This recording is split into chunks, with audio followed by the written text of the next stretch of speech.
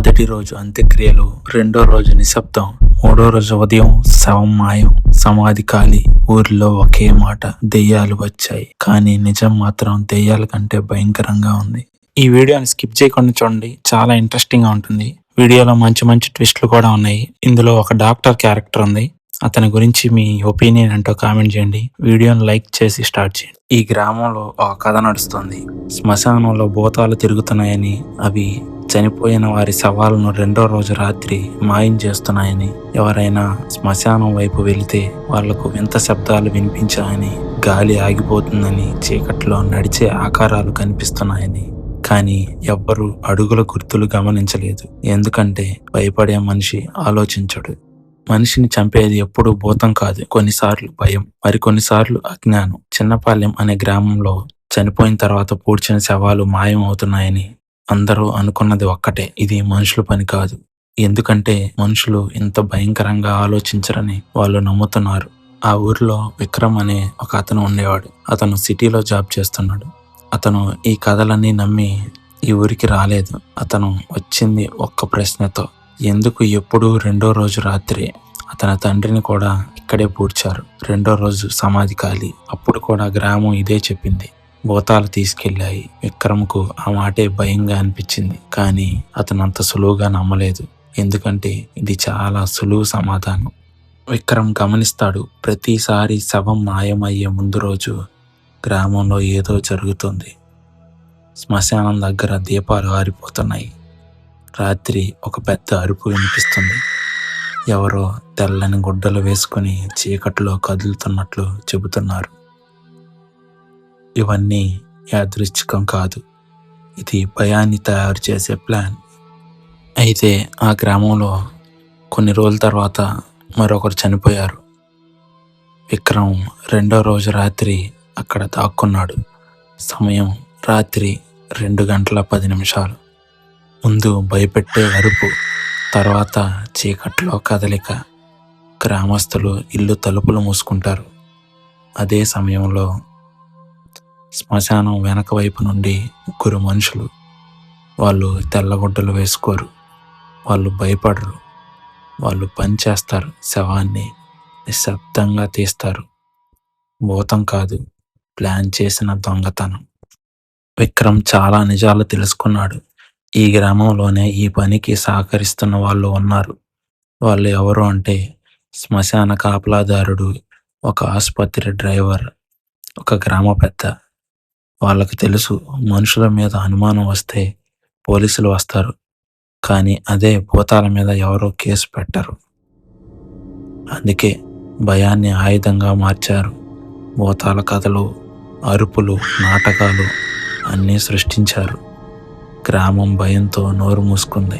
ఆ శవాల్ని వాళ్ళు అమ్ముకోవట్లేదు, వాటితో చీకటి వ్యాపారం జరిగింది. 2 రోజుల శవాలు మెడికల్ ఎక్స్పెరిమెంట్ కోసం వాడుకుంటున్నారు. చావు తర్వాత మెదడు ఎలా స్పందిస్తుందో డేటాను తీశారు.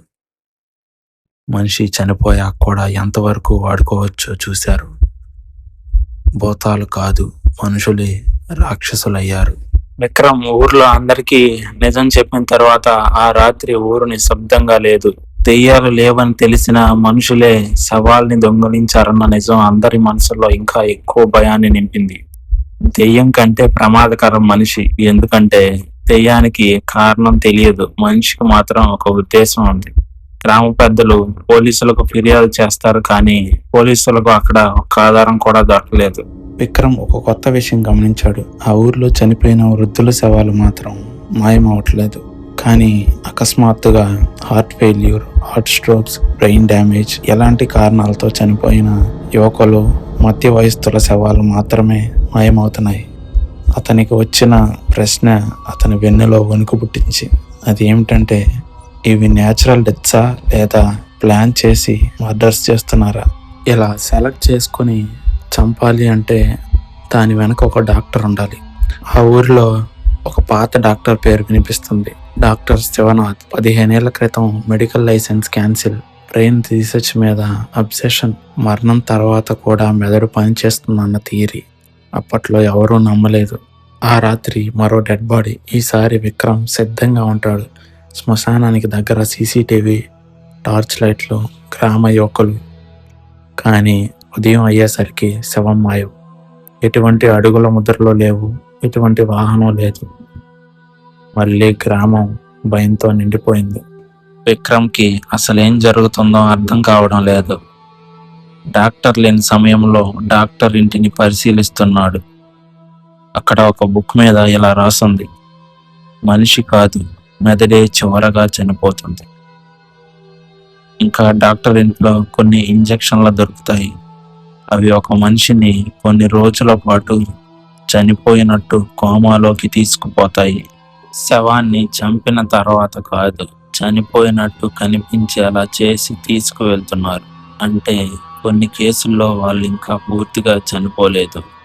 మరణం అనుకున్నది వాళ్లకు ఒక ప్రయోగం మొదటి స్టేజ్ మాత్రమే. విక్రమ్ అడవిలో ఒక పాత క్వారీ దగ్గర భూమిలో లోపల వెలుతురు గమనించాడు. అక్కడ పాత హాస్పిటల్ ఎక్విప్మెంట్, బ్రెయిన్ స్కానర్లు, ఫ్రోజన్ బాడీ పార్ట్స్. ఇది మామూలు క్రైమ్ కాదు, ఇది మానవ ప్రయోగం. ఆ సమయంలో డాక్టర్ శివనాథ్ అక్కడే ఉన్నాడు. అతను ఇలా అన్నాడు: వాళ్ళు చనిపోయారని నువ్వు అనుకుంటున్నావు, కానీ వాళ్ళ మెదడు ఇంకా నన్ను ఆ మాటలను వినగలుగుతోంది. తన రీసెర్చ్ ప్రపంచానికి చూపించాలనే పిచ్చి ఒక గ్రామాన్ని ఒక లైవ్ ల్యాబ్ గా మార్చేసింది. విక్రమ్తో పాటు క్వారీకి కొద్దిసేపటికే పోలీసులు కూడా వచ్చారు. అప్పుడే డాక్టర్ నవ్వుతూ ఇలా అన్నాడు: నువ్వు ఆలస్యం అయ్యావు విక్రమ్, నా చివరి ప్రయోగం ఇప్పటికే ఊర్లోనే ఉంది. అప్పుడే బయట నుంచి పెద్దగా అరుపులు. గ్రామంలో ఒక వ్యక్తి చనిపోయిన 2వ రోజు లేచి నడుస్తున్నాడు. అతను జాంబీ కాదు, అతను బ్రెయిన్ కంట్రోల్ కింద ఉన్న మనిషి. పోలీసులు డాక్టర్ ని అరెస్ట్ చేశారు. Lab seize. కానీ విక్రమ్ అక్కడ ఒక ఫైల్ ని గమనించాడు. ఆ ఫైల్ మీద ఇలా రాసుంది: experiment can be replicated, knowledge never dies. ప్రయోగం మళ్ళీ తిరిగి చేయబడుతుంది, జ్ఞానం ఎప్పటికీ అంతమవదు. విక్రమ్ ముఖంలో భయం. ఈ ఊర్లో దెయ్యాలు లేవు, కానీ ఈ ప్రపంచంలో ఇలాంటి మనుషులు ఉన్నంత వరకు భయం ఎప్పటికీ చచ్చిపోదు. విక్రమ్కి దొరికిన ఆ ఫైల్లో మెదడుకు సంబంధించిన రీసెర్చ్ ఫుల్ ఇన్ఫర్మేషన్ ఉంది. ఆ ఫైల్ను విక్రమ్ తన ఇంట్లో ఉంచాడు. కానీ తర్వాత రోజు మార్నింగ్ అది దొంగిలించబడింది. ఈ వీడియో నచ్చితే లైక్ చేసి షేర్ చేయండి. సబ్స్క్రైబ్ చేయడం అస్సలు మర్చిపోకండి. మరొక వీడియోతో మళ్ళీ కలుద్దాం.